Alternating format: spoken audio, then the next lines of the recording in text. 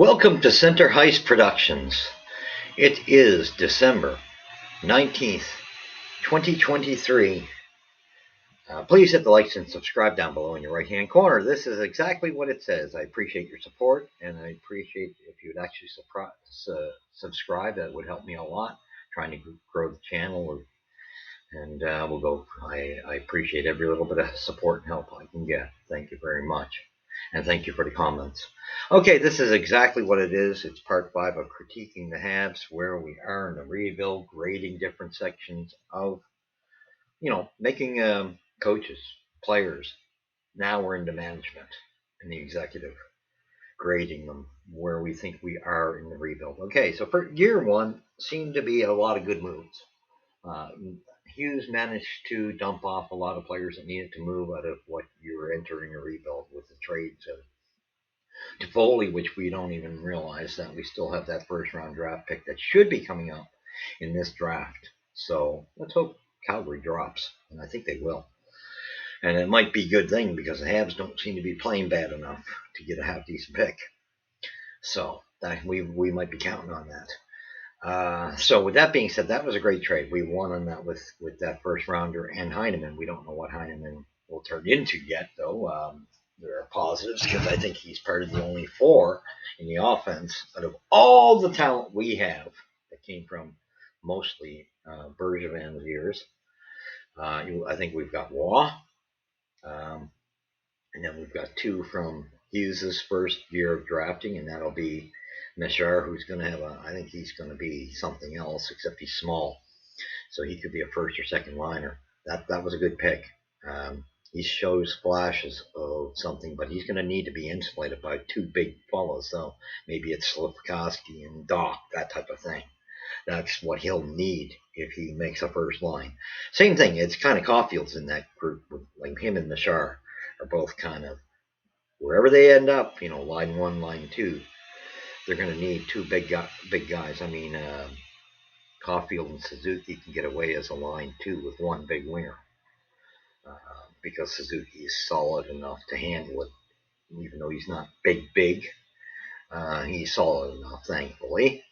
But you would definitely need a big winger. Like, that's why I think they should go forward with Slav, Suzuki, and Caulfield for the time being, while we're waiting for all these guys to catch up and upgrade our team.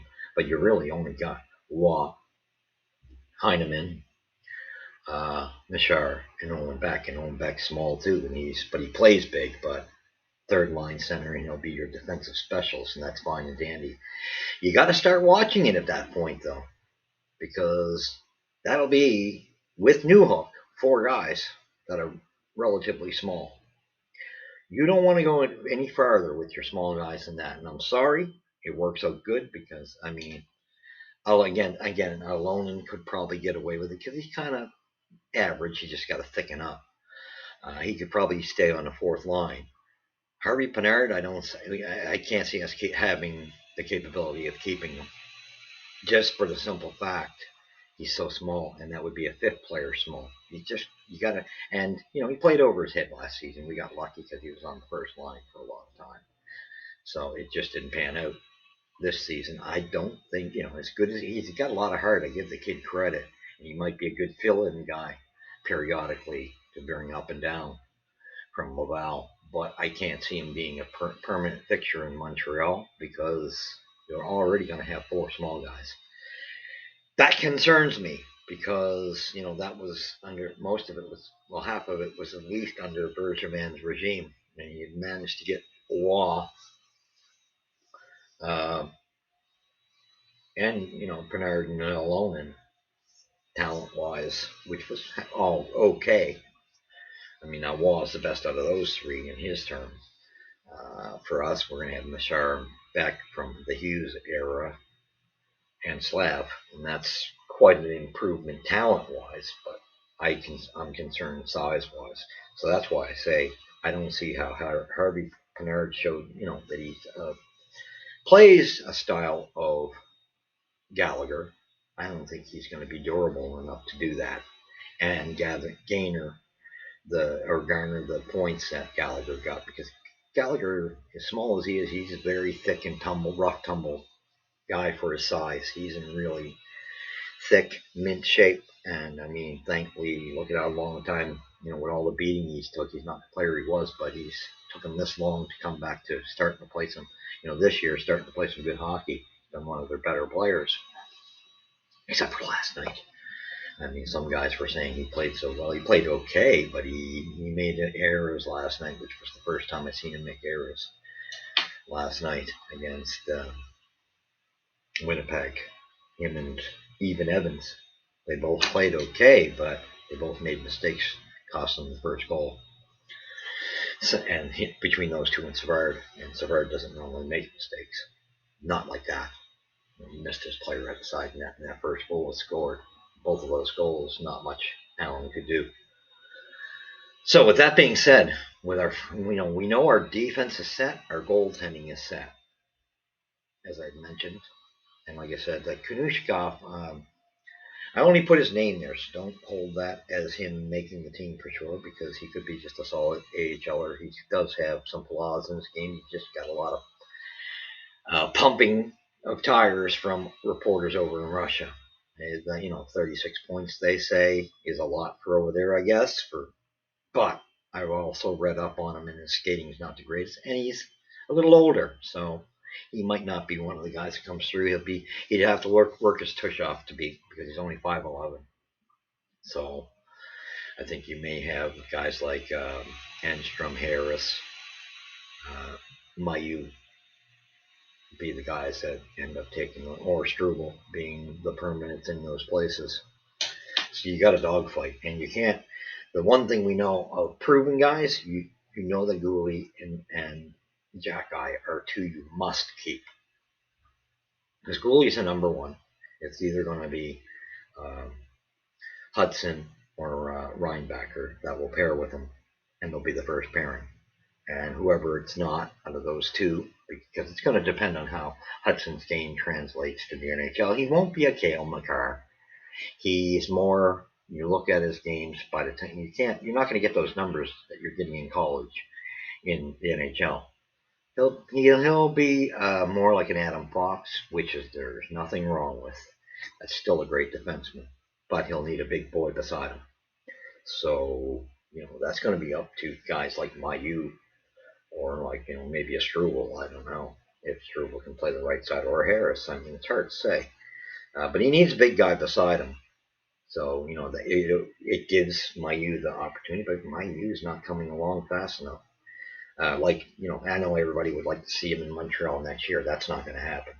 His defensive game needs a lot of work. Now, I trust the Hunters when they said he was something else. But I think what they meant by that is his offensive game. He's got a great offensive game, but he's got a horrible defensive game. And I think COVID and his suspension harmed him. So he probably needs another year in Laval just to catch up. And then maybe he does that and is the partner for a Gooley or Hudson, in that time span. Maybe. But if not, we've got plenty of defensemen that can jump into that role. So there's nothing to worry about. Like I said, there's a group there. That's why I said that Konushkov, or he's not a guarantee, because I think he may be more of a top NHL or AHLer. He's got great, write-ups and stuff in Russia, except the skating, he's not strong on his legs, and he's older. That concerns me. So I find media tends to pump him. So I did put him in the 7 guys, but remember, there's 10 guys vying for a spot. So don't be surprised if he's one of the ones that maybe you could trade him, or he goes to Laval, pending, as a full-timer. One or the other. See if he's good enough to make the NHL. Sounds like he probably could turn into an NHLer, but maybe he runs into the area of Lindstrom, Norlander. They'll probably be NHLers, but have to be traded. And we're going to need that pack of guys that doesn't make it. We got to make sure that we get the best. Is it 7 defensemen, or are they going to carry 8? I don't know. I assume it's more like 7. But you never know. They could carry 8, and if they do, they got to make sure they carry the best guys. and they can't get it wrong. And like I said, we know Gooley's is a given. He's proven himself. Jack Eye's proven himself, but gotta fix his defensive game. Jack Eye's a guarantee for me. We can't let him walk. He's a perfect third pairing defenseman at this point.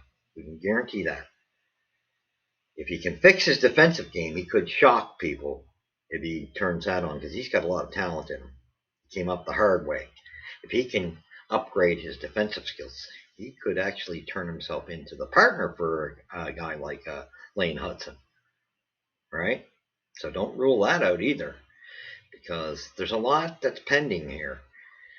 But I don't think we can let a specimen like Jack Eye walk away. I just think he's too important, too hard to find in the league. Everybody's going to want him, and they'll probably pay top dollar for him because, yeah, he brings a physicality. I'm sorry that our next guy, physical wise, is Gooley and Struble, and they don't match Jack Eye's physicality. They're good and physical. I'll give them, especially Gooley's has proven more physically than Struble. But he's next. He's in the top three there, physicality wise. I don't count Matheson and Savard in that conversation because they will be unloaded at some point to make room for all these kids. It's just, I don't know if you can do this or get rid of them right away because their kids still might need them more time. Because Lane Hudson, to me, they'll probably give him a shot at the end of the season. I don't know if he's ready for the NHL yet. They'll probably give him a trial and then let him play a year in Laval. And that's what I think should happen to Reinbacher as well. Although Reinbacher could almost step in there and see what happens. But I think both of them would do them good. I think it does most players good to go to the AHL a year at least. And then by that time, hopefully my used game is upgraded. And then you have everybody that's in that group ready. Then you can get a proper evaluation of who you're trading. But you're probably going to have to trade one or two of them this year to get some, because we're going to need to put some of these guys that carry some value in a package to upgrade our offense, because our that's where my concern is, and that's why I did not like the Newhook trade. I think we paid too much for a third liner, because that's what he is. And the same thing I'm concerned about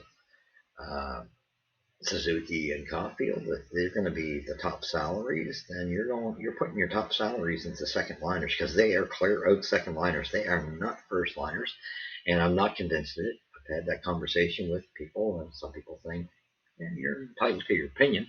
I think we've seen enough of Suzuki. He's been there longer than Caulfield. That what you got with Suzuki is what you got until. I think so right now you're seeing where them with Slab, this is working out. They're going to start producing. So I think they should keep that together until the young talent is ready to move up, or you've drafted and they're upgraded. That's going to be a process. That's going to take about 3 years, to me, minimum, to get those guys coming up and pushing people out the door and upgrading so that you got an actual first line, then you got a complete second line. And then you work on a real complete third line and a fourth line, and maybe a more talented fourth line, right?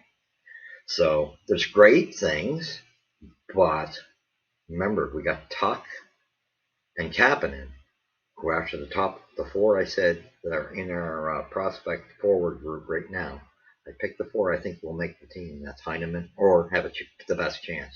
Heineman, Waugh, Nashar, and Beck. Everybody else got to be traded. They're all too small. They got talent, not knocking their talent. But these are guys, again, you put in a package and you trade them because they're too small for. Let the league, you can split out guys across the league on different teams that can handle one or two small players. That's not a problem. So you can get them traded, but you can't have them all on your team. We're too small right now. I mean, we're going to be longing for when the time comes that Gallagher does go, because that's one small guy. But like I say, he plays big. But we'll be looking forward to that. That's why I say I can't see Pinard surviving. Elonen has a chance because he's not as small. I just don't think Pinard is as gritty and as thick as being the new Gallagher. I just don't see it. I think he's a little more fragile. Not a knock against him. He's a good hockey player, and he might be able to play for another NHL team. can use one small guy here and there, right? He still could be a part of it. I just think that we literally, I mean, we got Farrell, um, Farrell, Mysak, Kidney, that are all going to be guys that I think could be NHL material. And there's probably a couple more there too. But I think they're all so small on the small side. They got talent that they're going to be NHL. If they make NHL material, they got to be traded because we got enough small talent. You know, you don't want to go above 4 guys that are small, and we're going to be at that point if Beck and Machar get there, because you're going to have Beck, Machar, and the little guy there that we just traded for. Oh my word! So anyway, you know what I'm talking about. Now we just from Colorado. I can't remember. I just said his name earlier, and I can't remember his name now. That's bad. But Newhook.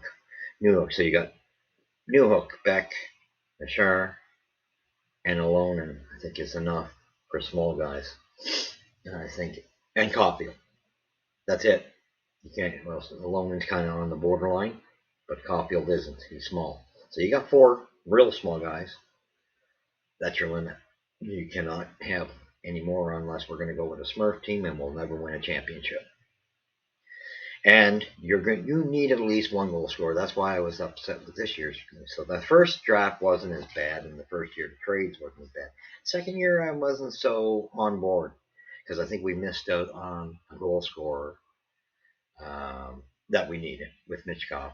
I still think you could have found a right defenseman at any other draft within the system, but that was your chance. And I don't know if we can get low enough in the standings. We're playing too well right now to even have a threat at those top 3 guys in this year's draft. And that's really, we need one of those 3 because we missed out on Bedard. And we're playing too good to get one of those 3 from what I can see, unless the draft lotto flukes us into, the top 3. But I almost think our Calgary draft may lock us in because I think they're going to fall more. But I'm concerned where we stand right now that we're just going to miss out. And that means we just got to keep drafting big from here on in, and it's got to be all wingers. I think we're set for the center area, maybe 1 center. You could get away with drafting 4, but they all got to be big. And I just think we do need one of those 3 guys, or we're going to miss the boat again. And you got to have it in mind. Look at Vegas, look at Tampa, look at Toronto, look at Edmonton. You got to have at least 1 star player. That's at least at the 50 goals scoring level. Like a Kovalev. You got to have at least 1. Like, look at Vegas, they got Eichel. We need at least to have an Eichel. Because Slav looks like he could turn into a first liner. Looks like if we could ever have Doc healthy and he catches up, the only thing he has to work on is his circle. His defensive game is awesome. His offensive game is awesome. His circles needs work. But he could turn into a winger, worst case scenario, and then maybe you put Machar there. And that possibly could be a first line. But at that being said, if you can go get that 1 star player, that also changes that a bit. Because I think this Caulfield, Suzuki, Slafkovsky thing needs to stay put until the upgrade is made with that first line. This is our temporary first line. So that being said, I think we failed in year 2. And I think unless they, and I know that I like that they hold their cards close to their chest, Gordon and Hughes. However, I'm concerned because I can't give them a B+. I'd be lucky if I could even give them a B. I kind of put them more at they're in between a B and a C+. Just because I think year 2 we failed a bit. And there's a lot of unknowns. Now, we did great in our goaltender situation. It's just, I think, on our first round draft, I think we made a mistake. And it's not a knock against Reinbacher. I just think you could get the right defenseman to do that in just about any of the next drafts coming up.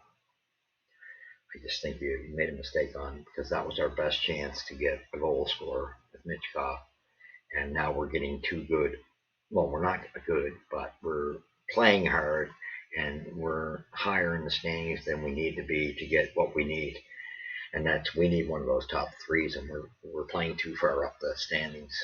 And I don't even know if we can drop to the top, the bottom three, um, unless, like I say, the draft lotto pushes us into one of those positions. That's got to be our prayer, or pushes us or our Calgary draft into that position. That's all I can say, because we struck out at that star player, and to me that would have been an equivalent to Eichel, at least, right?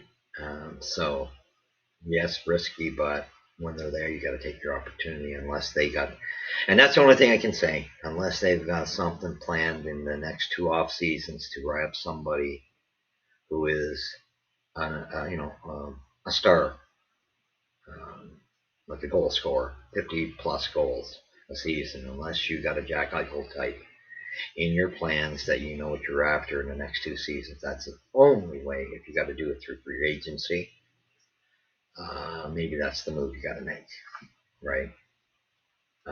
Because I don't know, unless we get lucky and get one of these top three, and they're going to be a wait for them. So you still might have to get somebody in the meantime. But to me, that's our hope. So I love these guys. I like what they're doing. I like the openness. I think they're intelligent, but they got to show me something different, because I'm seeing too many Smurfs. I got to be honest. New Hope's a good hockey player. We paid too much for him. That's mine. I feel that way. We missed out on Mishkov. So I like Reinbacker. I just think you could have found a defenseman of that caliber in the next two or three drafts, because there's usually a lot of defensemen.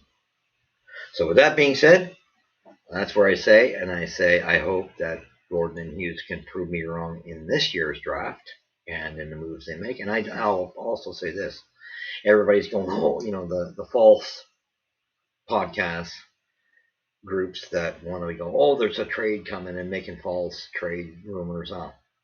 I mean, even insiders don't know for sure. They're just making a story. But for podcasts to hype it up, and that's just to get views and subscriptions, that's just ridiculous. That's why I have so much appreciation for Junkie, Knuckles Nyland, and Tony Marinero. Now, I like most of his guests. He's got the odd one I'm not crazy about. And I just wish he stuck to his own opinion sometimes. But at least he's outspoken, and for the most part, he knows his hockey. I'll give him that. And that's why he's one of my three favorites in that group. Oh, yes, and I can never forget, oh my word, that's terrible. I can't remember his name, but anyway, Nick Kiprios, that's another one. He's a good one. But as far as trades, I don't think you're going to see it happen. Earliest, we make a trade, because there's not going to be a rush here. Not the way Hughes plays his cards. If we make a trade, or any trade, it'll be trade deadline. Trade deadline, off season. I don't agree with the people that are saying there'll be a trade before Christmas, because it's almost Christmas now and we haven't seen it. I don't think it's happening. I think you're, again, with the falsehoods of comments being made. That's what's happening. So thank you for joining. Please like and subscribe. We will catch you in the next episode, which will be our regular one of a review of our next Minnesota game tomorrow night, Thursday night. Or Thursday night, sorry, it's only Tuesday today. Wow, time is hard to keep track of. So thank you, appreciate your support. Leave your comments, because I've been getting some really good comments. Just like on the Kanushkov, the point was made, and I agree. He's only 5'11", and it's just that, again, reporters are pumping his tires. That's why I put him in the group. He's got an outside chance, let's just say that. But he may not be one of the top 7 or 8. It's just hard to say, because they all got to prove themselves. So thank you for joining me. Leave your comments. I appreciate them. Just keep it civil and honest and polite. We can be civil here with each other. And hit the subscribes. I appreciate your support and help. Pass it on to people you know. And we will catch you in the next episode. And thank you. And leave your comments. I'm looking forward to them. God bless you. We'll catch you in the next episode.